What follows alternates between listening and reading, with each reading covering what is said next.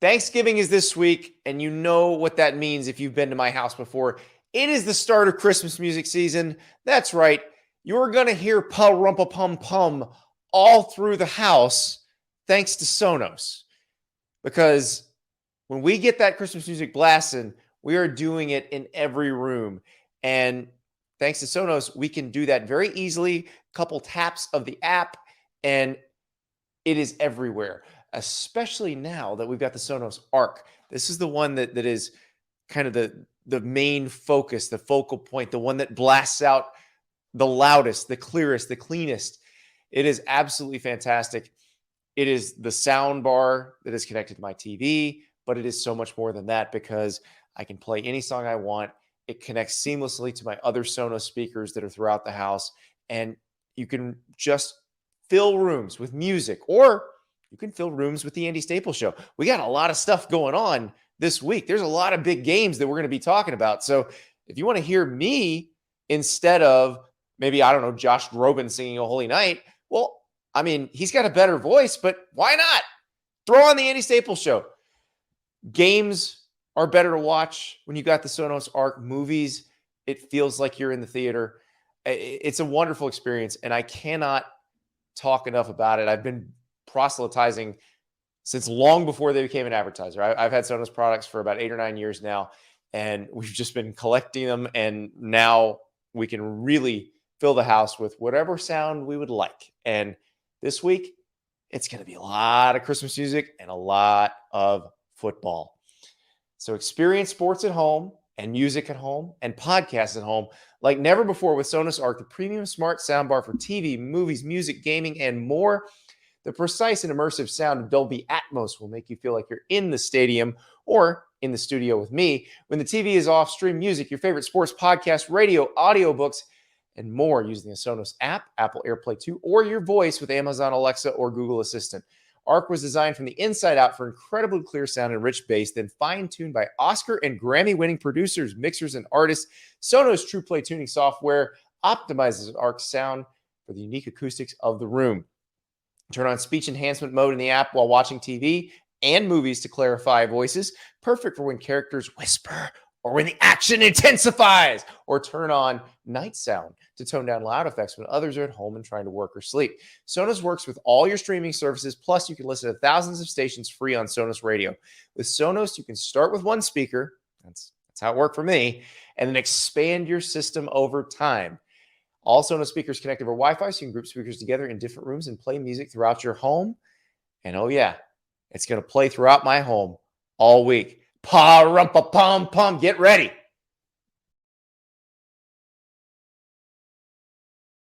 Welcome to the Andy Staples Show. It is a ranking reaction edition. That's right, it's a Tuesday in November. We got to talk about the playoff selection committee, and Ari Wasserman is here because this is a landmark moment, Ari. This is the first time in the history of the college football playoff rankings that a group of 5 team has appeared in the top 4. The Cincinnati Bearcats, they're in at the moment at number 4. Yeah. I think that any step towards the end game here, when you have a group of 5 team potentially in the field, is a step towards progress, right? I think that we're still kind of a little bit of way to go before you can really rejoice at the reality of it. And I don't know if it's just 7 or 8 years of scar tissue of watching these teams continue to be in the conversation until they inevitably lose or are left out in UCF's case, in Cincinnati's case a year ago. So, I think is a little bit to worry about behind them if I'm a Cincinnati fan. But I think for Tuesday, November 23rd, at least for this one night, Cincinnati made history, and it's going to be super exciting to see the way it all plays out. It is going to be very interesting. And okay, I want to ask you if I'm being naive here, because I look at this and I say, okay, Cincinnati plays East Carolina on Friday. I think they should be able to handle that game, even though the last time they went to Greenville, North Carolina, it was kind of a messy game that they ended up winning, I believe, 46-43.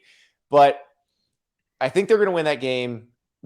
The Houston game is going to be tough in the American Championship game. That's not going to be easy. The Cougars have been playing really well.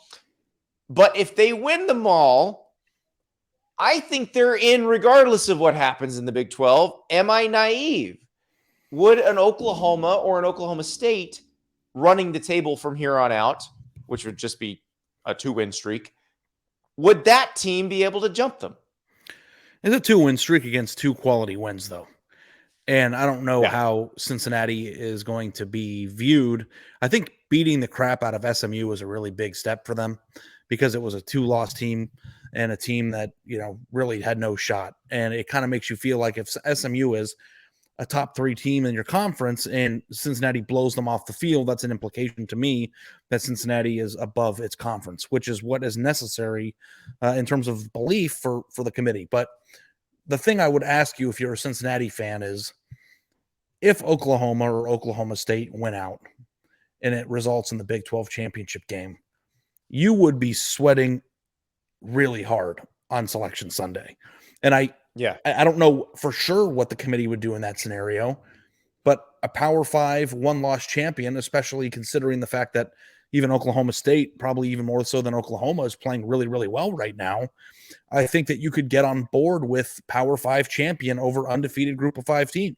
Until this playoff is expanded, it just has been separated for so many years as a different level of the sport. And I wonder if that trend will continue if and when that scenario presents itself. I think it's going to be fascinating. And if you want to take a deeper dive into Cincinnati, you can read Chris Vanini's story in The Athletic where he embedded with SMU last week. And SMU was an 8-win team that went into Cincinnati and just got destroyed. And Chris can kind of give you firsthand. He takes you behind the curtain with SMU and how they built their game plan and then how Cincinnati completely annihilated that game plan very systematically and very quickly in that game. Also, David Ubben had a great story in The Athletic about what the committee members are talking about, what matters to them, because he talked to all of the former chairs of the committee, the people who had to get up and talk and explain all the choices. And like Jeff Long, who at the time was the Arkansas AD, he was the first chair of the first committee. And he said there was a coach that was on the committee with them that had this weird punting stat that they were obsessed with, that nobody else in the room felt like it mattered. But this person, it was critical to them if this team excelled at this one weird punting stat. So, I mean, we can all guess who that might be. I don't know. I'm hoping it's Barry Alvarez, but I have no idea. So just for the brand. Oh, yeah, absolutely. It was very on brand. But if you want to read those stories and you're not already subscribed to The Athletic, we got a Black Friday deal. theathletic.com/Andy Staples for $1 a month for 12 months. So $12, you get the gift of the best sports writing on the planet. We cover it all, especially in college football. We cover it deeper than anybody else. You want Bruce Feldman on the coaching carousel. You want Grace Rayner on the Clemson Tigers, Seth Emerson on the Georgia Bulldogs, Aaron Suttles on the Alabama Crimson Tide. You want to read Ari writing about recruiting and why stars matter? Well, get yourself to theathletic.com/Andy Staples, $1 a month. Come on. It's like a gumball a month. You can't beat it. So, Ari, let's delve into these rankings. So, yeah, I think you and I are on the same page regarding Alabama. We think if they lose to Georgia, that's it for them. But it seems like there is this just general mistrust of the committee when it comes to Alabama, that people believe that Alabama will get taken care of no matter what, and that somehow a 2-loss Alabama coming off a loss to Georgia is going to make the playoff. What's so funny to me too is that even if you are one of these people who believes that Alabama has the committee in their back pocket, or that the committee is, conspiracy theorists who thinks that Alabama gets treated differently than everybody else, that would be okay if Alabama didn't win it every year. Like, it's like right. It's like one thing to think that a team is treated improperly in comparison to everybody else, and then they got their doors blown off every time they made it to the dance they. But Ari, they only win because they get special treatment to get in. It has nothing to do with maybe they're just good. I have no idea if people really grasp how hard it is to win 2 playoff games in a row. Like, I honestly don't. I think people think that all somebody would need is an opportunity, and then they would have a shot if they were having a good year. And it's just like, everybody knows my take on this. There isn't a single team ranked below 3. And that is like pushing it. So why don't I say 6 or 5 that could win 2 games in the playoff if Alabama, Ohio State, and Georgia are in a row. And when the playoff expands, there will be no team seeded less than the top 4 unless it's an Alabama, LSU, Ohio State type team that inexplicably lost 2 win games. The conference. Yeah. That didn't win the conference that goes on to win the national championship. So making it, having a seat at the table, I think it's great. I think that we are a few weird things away from Notre Dame and Cincinnati potentially making the playoff, which is you're excited about this scenario. I am. The gleam in your eye when you talk about this. Or what if? Well, I mean, because I think the best possible scenario would be Cincinnati, if you want parity, Cincinnati, Oklahoma State, Ohio State, and Georgia. Because even though Georgia's been a perennial recruiting powerhouse, they're still somewhat new blood in the play. Will this be their second? Right, they haven't won the national title since 1980. They've only made the playoff once since the playoff started. It would be 3 new blood teams in the playoff, although Georgia does feel like a team that's always around, that's on that stage. So that would be exactly what people would want. But I promise you, the top 2 seeds, no matter how it pans out this year, whoever it is going to win the national championship. Whoever one of the top 2 seeds will. Which is interesting, and because we've seen a 4 seed win it twice, but one was Ohio State and one was Alabama. Yeah, unless a 4 seed recruits at the right. There's two types of 4 seeds. There's Alabama and Ohio State who had an off year, and a Cinderella that barely made it. Those are very different teams. Yeah.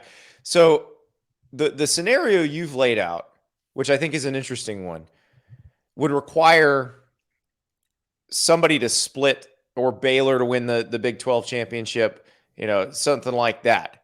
And well, I guess it would be Baylor to winning the Big 12 championship, because whoever wins Bedlam is going to the Big 12 championship game. Yeah. So Baylor would have to win. If Baylor were to lose this weekend, then you could conceivably see a rematch of Bedlam. But for our purposes, the most likely scenario is Baylor wins the Big 12 championship game. That knocks the Big 12 out. And that gives you your scenario of, let's say Georgia beats Alabama, Georgia, Big 10 champion, whether it's Ohio State or Michigan, Cincinnati, Notre Dame. And how fast would all those commissioners run to beg Bill Hancock to vote again more quickly on whether they're going to get the playoff? And I realize they're supposed to vote next week. They're supposed to vote before the championship games about getting it going, expanding more quickly. I think they're seeing the writing on the wall and realize most of them who were doing it because they were mad at the SEC taking Oklahoma and Texas were doing it for the wrong reasons. Like, you didn't need to hold this up. You needed to get it moving. And I think we're going to see them get it moving, because what you just laid out is entirely plausible. It's not crazy. I don't think it's going to happen, but it's not crazy. And it's not a doomsday scenario that you lay out at the end of October. We're like 2 games away from that. And what that would be is 3 Power 5 leagues left out in a single year. Yeah, independent and group of 5. The spread of the look-ahead spread of the Alabama-Georgia game, if it were to be played on Saturday, would be Georgia by -4. That sounds fair. I actually probably would take Georgia in that scenario. I think Georgia would cover 4. I would take Georgia too. Alabama was creepily close to making it fun last weekend, and I'm very curious. And by making it fun, you mean losing to Arkansas? Yeah, well, there was a scenario in the fourth quarter where Arkansas possessed the ball down 6. So, correct. They were, I think, inside their own 5. So then they went 3 and out and punted, and then the game was over. But like the intrigue was there. I am very curious, and I'm wondering what your take on this is how Stetson Bennett will hold up against Alabama's defense when Will Anderson's on the other side of the field. I'm very curious. I'm not worried about Stetson Bennett anymore. I'm worried about what if George Pickens plays a decent amount of snaps against Georgia Tech, feels pretty good, and suddenly decides I'm full go for the Alabama game. Like, I'm more worried about Alabama's secondary when Georgia's receiving core is suddenly at full strength. Yeah, no, I know it's fair. Georgia had the most. I don't know how to say this because nothing in the SEC is easy, but they had the most They had the easiest advantageous path. path. It's okay. It's okay to say that. But it wasn't easy. It, I don't want when I say easiest path, I don't want to but pretend it like was I an think easier Georgia. path than anybody in the West had. It was a very Cinderella like path to this point, and all the teams they've beaten and all the accomplishments that they've had over the course of this season are great. But I think everybody would agree that beating Alabama is just a different animal, and I don't know that we've seen Georgia beat that type of animal this year. So until we see it, we can't count on it 100%. I'm with you. I've been with you since day one. We both on this podcast predicted that Georgia would win a national championship back in August. And we're almost to that point.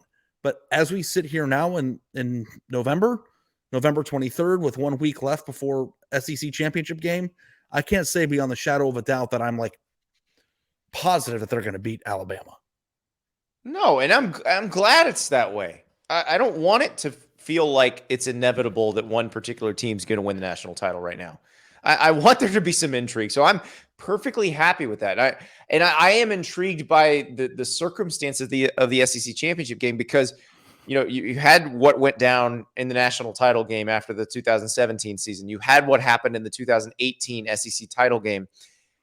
It feels like for Georgia that this massive mountain they've got to climb over, but the circumstances of it this time are the pressure's off you. Like you really have nothing to lose. And I actually think that bodes worse for Alabama in this game than if Georgia had pressure on it to beat Alabama. Yeah, I guess that's true. Like if Georgia goes into the game thinking, hey, we are still in. Are we 100% sure? I guess we probably are, but are we 100.000% sure or 99.99% sure that a one-loss non-conference champion Georgia would go over the other candidates? We're not 100% sure. Like if Oklahoma State, 100% sure of anything with the committee. No, I know, but if let's just map this scenario out. Alabama beats Georgia 31-21. Okay. Oklahoma State wins their next two games, including Bedlam in convincing fashion. Okay. Wins the Big 12 and has only given up 1 or 2 touchdowns in their last 6 games heading into the playoff selection committee.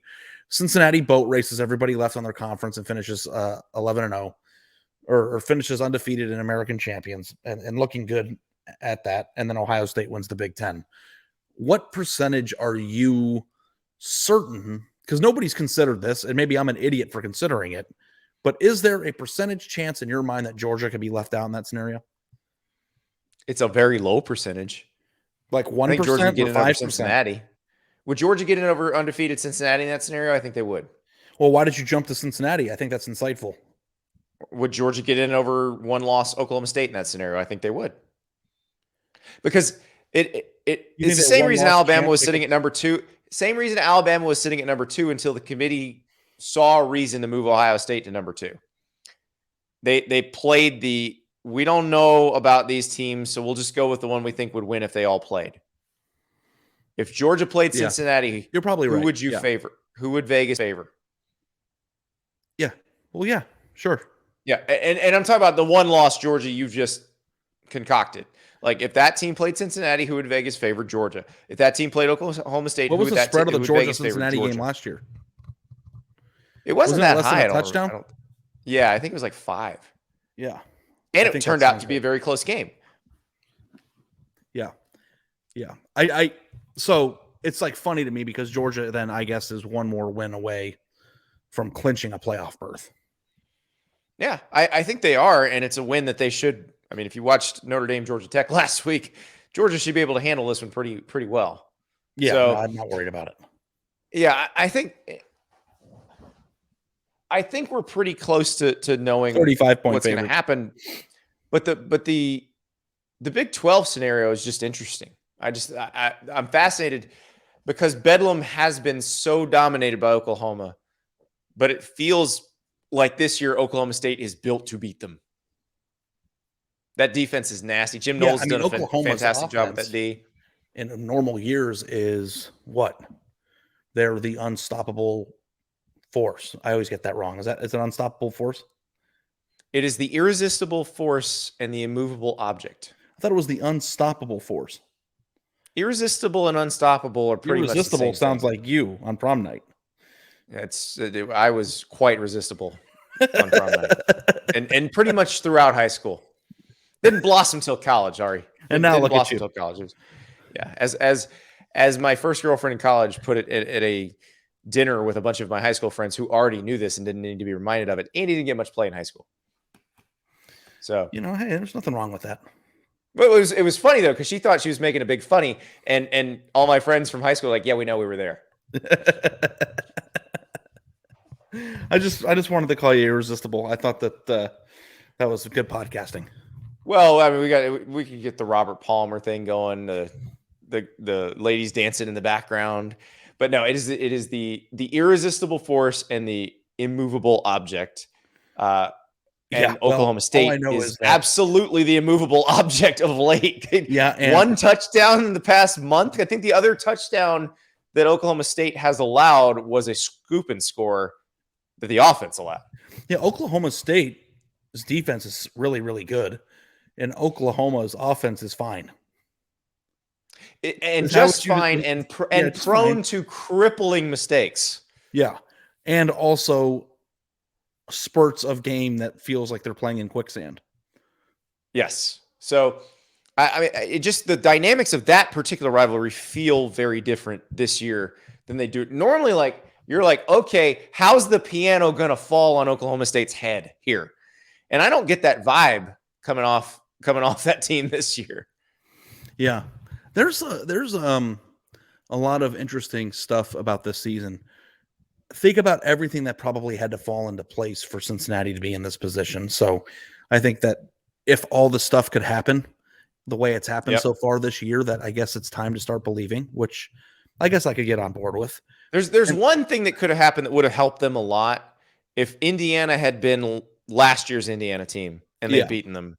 That would have been very helpful. Yeah. That but like Notre Dame winning out now. Because I think that we all believe that Notre Dame is just, a really good team in comparison to 90% of college football, but not an excellent team. And this Notre Dame was certainly prone to losing again, and they just didn't do that. And now they're playing really well, so that win looks really, really good.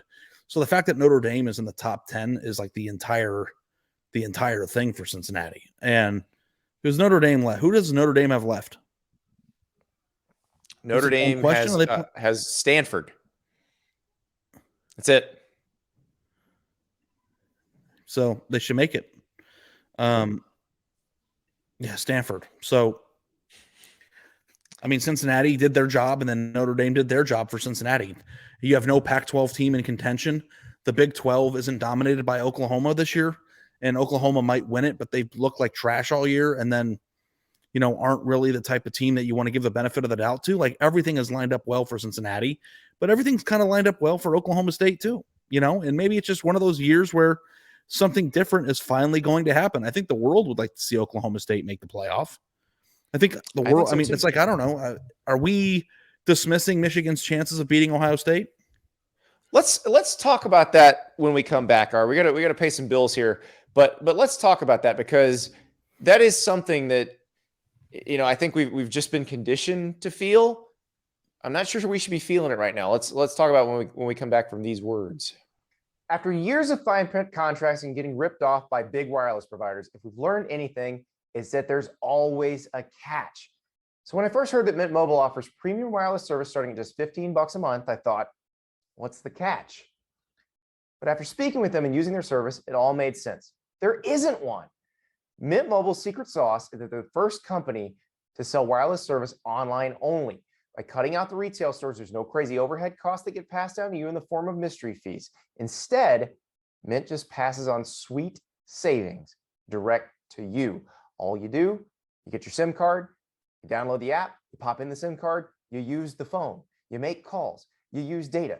It all works. For people looking for extra savings, Mint Mobile offers premium wireless for just $15 a month. All plans come with unlimited talk and text, plus high-speed data delivered on the nation's largest 5G network.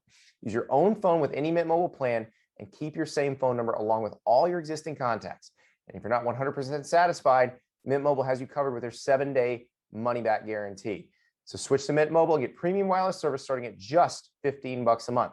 To get your new wireless plan for just $15 a month and to get the plan shipped to your door for free, go to mintmobile.com/Andy. That's mintmobile.com/Andy.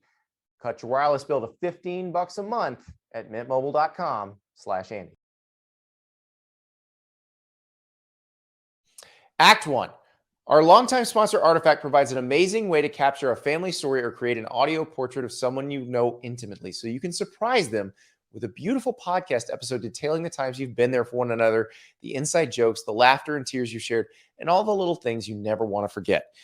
Act 2. It's a wonderful gift for the people in your life who really value relationships and memories, and Artifact makes it easy. You set up a remote interview over the phone or a computer with one of Artifact's professional interviewers who guides you or whomever you'd like through the conversation about a meaningful relationship, a specific period of life, or anything else you'd like to hang on to. It's all about what's important to you. Act 3. Artifact then edits the conversation into a private studio quality episode that you can enjoy now. And when those memories inevitably begin to fade, start making an instant heirloom for your family or for your best friend at heyartifact.com and enter the code Andy to save $20 on your first Artifact. Growing up, cereal was my favorite part of the morning. I love those giant bowls of sugar where they had the tiger mascot or the toucan mascot or the leprechaun mascot, you name it. I was eating it, and probably multiple bowls of it. But as I got older, I realized I can't just eat giant bowls of sugar every morning for breakfast. It's not healthy. It's not good for me. Fortunately, I can eat cereal again thanks to Magic Spoon because there are 0 grams of sugar, 13 to 14 grams of protein, and only 4 net grams of carbs in every serving. It's only 140 calories a serving. It is keto-friendly, gluten-free, grain-free, soy-free, and low-carb. You can build your own box with a huge variety of flavors. They've got cocoa, fruity, frosted, peanut butter, blueberry, cinnamon, cookies and cream, and maple waffle, all for your custom bundle. The maple waffle and the cookies and cream, those were limited time flavors. They were so popular, they brought them back. So now you can put them in your bundle and have a huge variety of guilt-free cereal thanks to Magic Spoon. So go to magicspoon.com/Andy to grab a bundle of cereal and try it today. And be sure to use our promo code Andy at checkout to save $5 off your order. And Magic Spoon is so confident in their product that they have a 100% happiness guarantee. They will give you your money back if you don't like it for any reason. No questions asked. Remember, get your next delicious bowl of guilt-free cereal at magicspoon.com/Andy and use the checkout code Andy to get $5 off your order. All right. You're the one who always convinces me with Ohio State and Michigan not to expect anything different. That Ohio State, by virtue of the talent they amass and also by virtue of the premium they put on this particular game, that program historically, no matter who the coach is, puts on this particular game, that they are nearly unbeatable against Michigan. So, Ari, now I want you to convince me why it will be different this year. So here's the thing. Like, I think maybe that's just me forgetting how I've been in the past, but as a beat writer there, every single year they played Michigan in scenarios like this, I tried my best to think rationally and level-headed about this, and I would come to the conclusion based on the circumstances that were in play that Michigan would keep it close. And unfortunately for Michigan, they only did that one time. So this year, although I'm very tempted to look at this team and look at this scenario and look at where it's at and say Michigan's been very good against the spread. They've got really good advanced statistics. You know, Jim Harbaugh is the thing that could legitimize his entire existence. There are so many reasons why Michigan should be able to keep this close. I'm probably just not going to fall into the trap anymore because I fell into it every single year. And what happens? Ohio State runs crossing routes and the final score is 59 to whatever. And 59 to 23, right? Or something like that. Yes. And sometimes I feel like I'm missing something because the spread opened at 6.5. And I'm like, do they really think that Ohio State is less than a touchdown better than Michigan? And then now the line is up to almost 9. I think it's 9 and some places 8.5. like if Jim Harbaugh lost this game by 10, I feel like that'd be a legitimizing game for him. He doesn't even have to win it. I think they just want him to be competitive. I'm with you. Like I've had people ask me this week, does he have to win it because of everything that happened last year with the pay cut and all that? No, he doesn't have to win it. It would be nice if they could be competitive. I think that would legitimize everything. If they're competitive in this game, I think it would basically say Michigan is on the right track, right? Yeah, and what I'll say about Michigan too is that usually when Ohio State plays them, Ohio State has a distinct advantage if you were to compare position group to position group. And I think this year with Michigan's some very important position groups, Michigan feels like they have either an advantage or equal. Yes. Yes. So I don't know. Aiden Hutchinson is one hell of a player. They've got an entirely good defensive line, in my opinion. If they could pressure CJ Stroud, who's a redshirt freshman and all of a sudden Heisman candidate, then, maybe you could convince yourself it's on the road. Michigan wants this win more than any program has ever wanted to win. They've won 10 games explicably this year when we thought coming into it that they'd be lucky to reach the over-under, which was 7.5 or 8, I think. It was a tough schedule that they blew through. The only game they did lose was a game, in my opinion, they kicked the crap out of their opponent for 3.5 quarters and then just ended up losing somehow. All these things add up to what you would, it's a rivalry game. Conventional wisdom is what? This is going to be a close game. So I understand the desire to want to give into that. But until Michigan actually keeps it close, you can go back to the 16 game and do the hand motion, and it was a good game. But that was the worst Ohio State team in the last decade, and that was probably one of the better Michigan teams, and they still couldn't get it done. Ohio State has transformed its talent in the 5 or 6 years since that's happened, and it's just a completely different ball game now. And the last thing I'll say, Andy, is if you do think that this is the game that Harbaugh is going to be coaching for his life, he wins this, he needs to win this game and all these things, this is why it's going to be close. I would make the argument that the reason why I think Michigan is going to lose is because Michigan can't win this game. Harbaugh can't win this game. He hasn't won this game once in his entire tenure. So instead of saying this is all the marbles and all the quotes that you're reading out of Ann Arbor, I think that we should listen to the history, and that's what is Harbaugh's most significant win at Michigan's program in the last 5 or 6 years, and could this win even be compared to what beating Ohio State would be? What would that be? Would it be Wisconsin this year? Because that's the first one he won as an underdog. I don't know the stats, but the stats are ugly. Like he's like 1-9 or something against top 10 opponents. Yeah, but it's interesting though, because we had this discussion last year when they made the decision to cut his pay, cut the buyout. I'm now of the opinion that he's one of the better bargains in college football. Am I wrong on that? Yeah, I mean, he's getting paid less. What is he getting paid? The same amount as Hugh Freeze at Liberty? Basically, yeah. Hugh Freeze, that's right. As of Tuesday night, Hugh Freeze agreed to a contract that'll pay him an average of $4 million a year. Harbaugh gets $4 million plus incentives. Like that is what we're talking about. Harbaugh is going to take him to a New Year's Six bowl. Like, yeah, I mean, I guess financially it's a bargain. It's not the product that you want, though. So, you can go to Walmart and buy a T-shirt, or you can go to Rag & Bone and get one for $80. It's a nice bargain to get a nice T-shirt at Walmart, but a normal person can fit in the one from Walmart. The one from Rag & Bone, it's like a double X would fit someone who wears a small at Walmart. Are you proud of me that I know what that is? I'm not sure how I feel about that. I don't. I used to worry about dressing well. I'm not like that anymore. Now I just wear athleisure everywhere. So yeah, athleisure is actually the thing that's expensive now, though. That is true. The like certain athleisure brands are Lululemon, because the Lululemon has really done a great job with their men's stuff. I wear a Lululemon shorts like every day. So to me, I like their line, but Lululemon is not.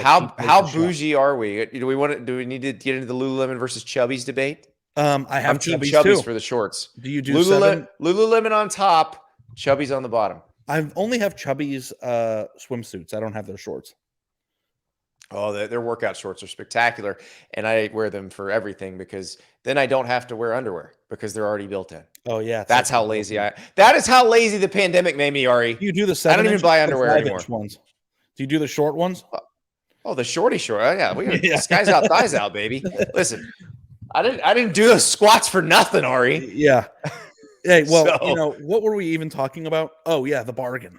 It's like, and I think I said this to you the last time you brought this up. It's like, I don't think Michigan fans care about the bargain. Michigan's I know they program don't. or administration isn't going to be made or broken by the $4 million less they're paying this guy a year. They want the results. But my thing is, if you may not get those results paying 8, and you didn't, and you might not with the next guy you have to pay 8. I mean, we're sitting here on a day where James Franklin just agreed to a 10-year deal that is, I believe, if they fired him now, which obviously they're not, but it'd be a $65 million buyout. It's a very high buyout. It goes down incrementally year by year. It's not a flat fee buyout or anything like that. They're locked into James Franklin for a long, long time. And they don't even seem particularly happy with James Franklin now. Yeah, I thought that was strange. I was a little surprised by that.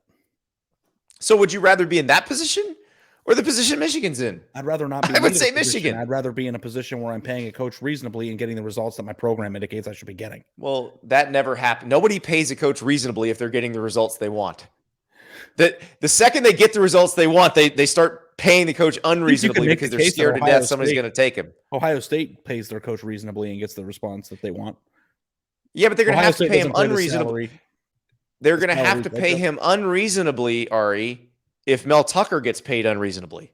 I don't think Ohio State plays that game. You'll see. He might get a raise, but they don't do it. That my coworker Bill Landis, your favorite guy, made an interesting point because I haven't really thought about this, but he said, and we came to the conclusion that the ups or the incentives of coaching at Ohio State, which is built-in advantages from a support standpoint, geographical advantages, and all the things that you get, like who Ryan Day is right now, is a perk of that job that is more important than the last few million on an annual basis.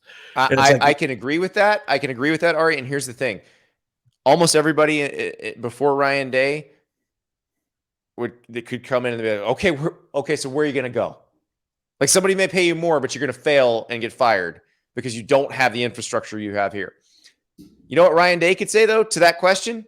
The NFL, Bears, or somewhere like that. I know. Like he actually has a legitimate place he could go where they may have to pay him more to keep him. Yeah. And I guess if it comes to that point, they might have to.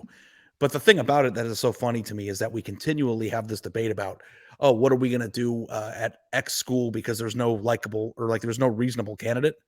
Yeah, nobody has any idea who Ryan Day was before Ryan Day got hired. No Ohio State fan knew who Ryan Day was when he got hired as a coordinator. And the reason why he's been so successful is the infrastructure of that program, which is worth more. I'd rather get paid $6 million or $7 million at Ohio State than $11 million at Michigan State. I don't know, Ari. Because you're going to make more money in the long. Do you know what the difference is between 11 million and 6 million? Yeah, it's a lot of money. It's $5 million. We're terrible at math on this podcast. You know that's that one. $5 freaking million. Andy doesn't know how to do over under totals, but he can count that. He can count cash. Yeah, I don't know. Maybe I'm naive. I'm not in the scenario where I get to pick that. And Ryan Day is making closer to 9, so it's not that big. That's true. I know. I think that you could say that Ryan Day is probably more likely to make money over the course of his career in this situation than Mel Tucker would be to sign a fat contract at Michigan State. Because if it ends poorly at Michigan State, he might get fired. He might not get another job again, whereas Ryan Day might make less annually per year, but he'll be recognized as one of the top 5 coaches in America for the next 25 years, and his career earnings will outweigh Ari, you're so naive. The key is how much will you possibly get paid to not work? That's the American dream. The buyout thing. James Franklin is sitting on, he better send Jimmy Sexton a case of Pappy for that contract. Do you think that he's just going to tank next year and hope to get that buyout? No, I don't think so. I don't think that guy would do that.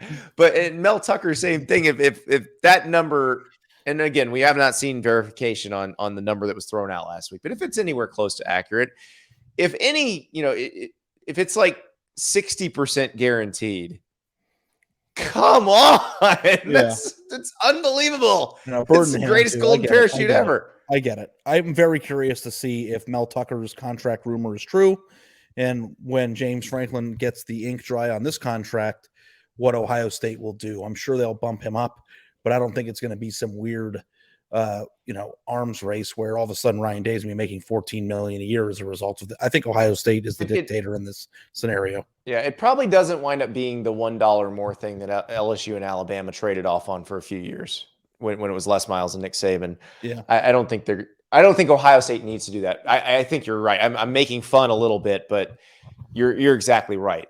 They can provide an infrastructure that hardly anybody else can. This is why Gene Smith, when Urban Meyer decided to resign, looked around, looked at some candidates and said, you know what? If I can keep this going, and by this, I mean the infrastructure that's been built with Mickey Marotti in the weight room, Mark Pantoni running recruiting, all of the people that were there that helped make it great when Urban Meyer was there. That's probably more important than the guy in charge. That machine that they've built. And you keep seeing all these other coaches try to recreate it, I don't know that anybody can do it, because even Alabama, they've had to replace everything. Nick Saban's the secret sauce at Alabama. But Ohio State has a machine. And here's the thing. There are certain programs. Well, there's two programs. Ohio State and Oklahoma. They're just rarely ever bad. Oklahoma had a weird period in the 90s, but that's about it. Ohio State, other than the weird year after Jim Tressel got forced out, the 2011 season, that's it. That was and half their team was suspended. Right. They're never bad, ever. So there should be a discount for never being bad. Yeah, no, there is. Like, you shouldn't have to pay your coaches much because there's something you and I talk about with Texas, that it's got to be something with the place that makes it so hard to win there. Well, Ohio State, it's the exact opposite. There's something about the place that makes it where anybody can walk in and be successful year after year after year. Now, I don't mean just anybody. I think they've done a great job picking the coaches, but that it's a place that's built to win. It just is. So getting back to what we were talking about, though, and I don't want to cut ourselves off at the knees for our show that we're recording tomorrow afternoon. But do you think Michigan has a chance to win the game? Yes. If they can put pressure on Stroud, if they can muck it up, cause some turnovers, yes. The problem, and we were together. Were we together at the 18 and the 19 games? I believe we were. What game was the last one in Ann Arbor? Was that 19? That was 19, and then the one in Columbus that was Urban Meyer's last Michigan game. So that would have been. These years are the 18. Last year, the 18 one was when Michigan was favored going into the game, and Ohio State just destroyed them. And then the 19 when Ohio State was favored, won the game by a very healthy margin. But it was kind of the same thing where Ohio State clearly just out-athleted Michigan every step of the way. I think there's, like you said, there's certain key position groups where Michigan either has the advantage or they're equal, and that could be the difference. That could be the difference between whether this is a competitive game or not. And I think they can make it a competitive game. Now, am I going to predict a Michigan win? No. I'm not crazy. I've watched the last 10 years of football. But do I feel like this game can be a lot closer than the last two times they played? Absolutely.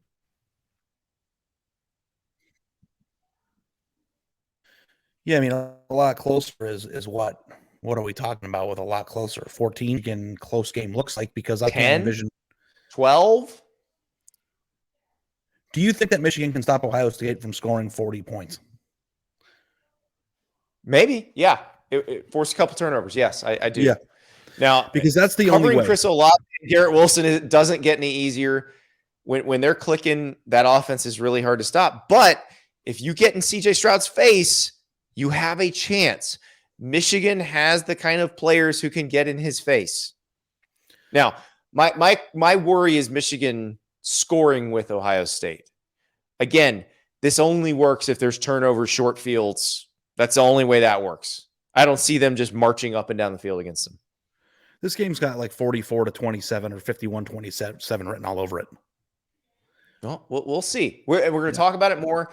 We've got a big show that's going to drop Wednesday night where we talk about all these games that are coming up. We wanted to do it early because we want to talk Egg Bowl, which I cannot tell you how excited I am about that game. But some fun Black Friday games. You got Iowa, Nebraska, which I realize Nebraska is not very good this year, and Scott Frost fired his entire offensive staff. But every game they play is close. So why would this be any different? North Carolina, NC State. That's you were so high on the Tar Heels. I think this might be your chance. I'm still high on the future themselves a little bit. I'm high in the future still. I'm not out like I'm on Texas. Cincinnati, ECU. Hey, if it's anything like the last trip to Greenville, North Carolina, could be interesting. So we shall see. But there is a lot to digest, and it's not just turkey. This is going to be a wonderful, wonderful week. Does this sound familiar? You've got one device that lets you catch the game live, another that lets you stream your favorite shows. You're watching sports highlights on your phone, and you've got your neighbor's best friend's login for the good stuff. Well, I want to tell you about a simple way to get all that entertainment you love without the hassle, and a great way to finally get all your TV together. It's called Directv Stream, and it brings you live TV and on-demand favorites together like never before, so you can watch your favorite sports, movies, and shows all in one place. That means no more juggling your remotes and no need to buy another device ever again. And the best part, there's no annual contract. So get rid of all the clutter and the confusion and get your TV together with Directv Stream. You can learn more at directv.com. That's directv.com. Compatible device required. Content varies by package.